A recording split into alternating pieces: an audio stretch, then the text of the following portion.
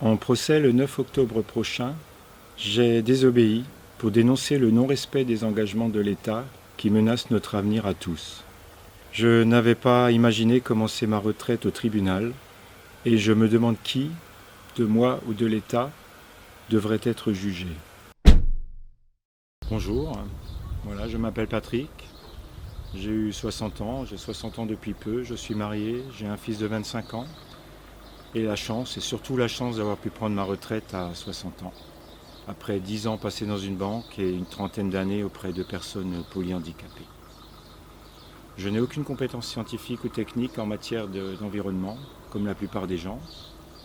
Ceci ne m'empêche pas de m'informer, de regarder des vidéos et bien sûr de m'inquiéter pour le devenir de notre planète.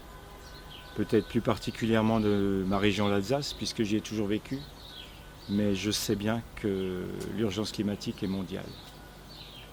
En mars dernier, j'ai participé de mon plein gré et en connaissance de cause à une action non violente de décrochage du portrait du président de la République à la mairie de Wittelsheim dans le Haut-Rhin.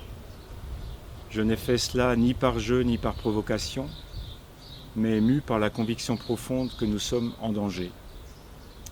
Le but de cette action est de montrer par l'absurde et la symbolique que le président Macron, lui, a décroché des engagements pris par la France lors de la COP 21 en 2015. 2 mois après cette action, dans l'enquête qui a suivi les faits, les autorités ont voulu prélever un échantillon de mon ADN et également de celui d'Anne. Nous avons refusé. Anne est comme moi une retraitée très inquiète pour l'avenir de ses enfants et de ses petits-enfants. Anne et moi ne sommes ni des délinquants ni des criminels, et sûrement pas des héros. En France, refuser le prélèvement d'ADN est un délit. Nous serons donc jugés pour cela le 9 octobre prochain. Voici ma convocation. Je suis né en France. Tout en essayant de limiter mes besoins au strict nécessaire, j'y vis bien. J'y mourrai sans doute. Et je partirai plus serein et fier si j'ai agi, au moins vers la fin de ma vie, avec le sentiment d'avoir fait mon devoir de citoyen et d'être humain, en dénonçant notamment le laxisme du gouvernement face à un enjeu climatique dramatique. Il y a 2-3 ans, cette profonde inquiétude quant à l'avenir des générations à venir et la prise de conscience trop lente et trop timide de l'urgence climatique m'ont fait tout d'abord adhérer au collectif Alternatiba, qui sensibilise aux alternatives dans notre vie de tous les jours, puis l'année dernière aux actions non violentes proposées par ANV COP 21. Voilà, j'ai laissé passer le petit avion qui nous pourrit un peu plus le climat. Donc j'en étais au fonctionnement de notre société qui est fondamental et qui est fondamentalement à remettre en question, mais qui osera faire le premier pas? L'État a un rôle central pour conseiller, définir les choix qui vont dans le bon sens. Et pourtant notre gouvernement, comme les précédents d'ailleurs, ne prend pas la mesure du problème et nous oblige, moi et d'autres citoyens et citoyennes, de toutes conditions ou de tous âges, à participer, voire à mettre en place des actions non violentes de désobéissance civile. Des actions symboliques fortes pour faire bouger les choses, pour attirer l'attention sur la destruction progressive de la vie sur Terre.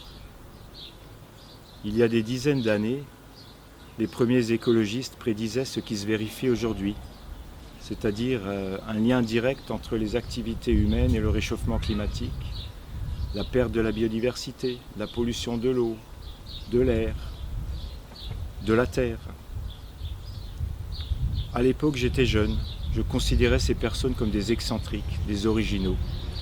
Évidemment, je me trompais. C'étaient des visionnaires, des gens éclairés, malheureusement trop en avance sur leur temps. Je suis de loin pas un écologiste de la première heure. Il m'a fallu beaucoup de temps pour comprendre cela, un temps que les générations qui me suivent n'auront pas. Alors, que penser des actions non violentes auxquelles je prends part? Elles présentent un risque juridique certain, mais qu'est ce risque? Ce risque dérisoire face à ce qui attend l'humanité, à ce qui attend mon fils, nos descendants, nos descendantes. Il n'est plus temps de palabrer. Il faut convaincre les gens autour de nous, qu'ils soient simples citoyens, qu'ils soient élus, dirigeants, dirigeantes. Nous pouvons et devons tous agir en réduisant notre consommation à l'utile, au nécessaire, en réduisant notre empreinte carbone, en arrêtant l'utilisation des pesticides, en réduisant aussi fortement nos déplacements en avion, en véhicule à moteur, quand ceux-ci ne sont pas vitaux, en achetant local, en évitant ainsi des emballages dont on ne sait plus que faire, et des transports maritimes ou par air climaticides. La liste est encore longue. Et tout cela en nous faisant croire que nous allons atteindre le bonheur. Réapprendre enfin à vivre pour soi, non plus à copier son voisin, ses amis, les vedettes de cinéma. Être en accord avec les autres et non les diriger, ni surtout les exploiter. Les injustices, les inégalités, la violence, la cruauté m'ont toujours été insupportables. Alors que j'avais encore la vie devant moi et l'espoir de voir le monde changer, que de désillusions. Aujourd'hui, à 60 ans, rien n'a changé ou presque rien. Sauf que ces inégalités, ces siècles de surexploitation des gens et des ressources de la terre nous amènent tout doucement vers la fin de l'humanité peut-être. Pourquoi faudrait-il que j'accepte cela sans rien dire ni rien faire ? Je garde l'espoir de voir le monde changer. C'est bien le sens de mon engagement dans ANV COP21.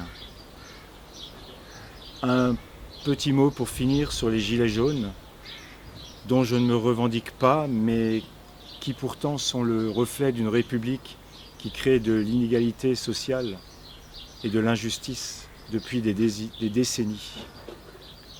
Je ne crois pas que le président de la République et le gouvernement aient vraiment compris pourquoi des milliers de citoyens et de citoyennes de tous bords, de tous âges et de toutes origines se rassemblent depuis des mois sur des ronds-points. Un besoin de crier son désespoir. Retisser un lien social que la société de surconsommation et le rendement à tout prix ont détruit. Justice sociale et climatique sont un seul et même combat. On ne pourra pas faire l'un sans l'autre. Ce combat, c'est aussi le combat du respect de l'autre, du respect de la nature, de notre lieu de vie. Je vous invite tous à venir, enfin ceux qui veulent du moins, je vous invite à venir nous soutenir, Anne et moi, et à manifester votre colère contre l'inaction climatique et sociale du gouvernement au tribunal de grande instance de Mulhouse, avenue Robert Schuman, le 9 octobre avant 8h. Merci de m'avoir écouté. Ensemble, dénonçons l'inaction climatique et sociale du gouvernement. Rendez-vous le 9 octobre à 7h50 à Mulhouse pour transformer le procès d'Anne et Patrick en procès de l'inaction climatique. D'ici là, tu peux participer aux frais juridiques et d'impression par un don, signer numériquement et prêter main forte le jour J ou avant en cliquant sur les liens sous la vidéo. Et si tu as aimé cette vidéo, partage à tes amis.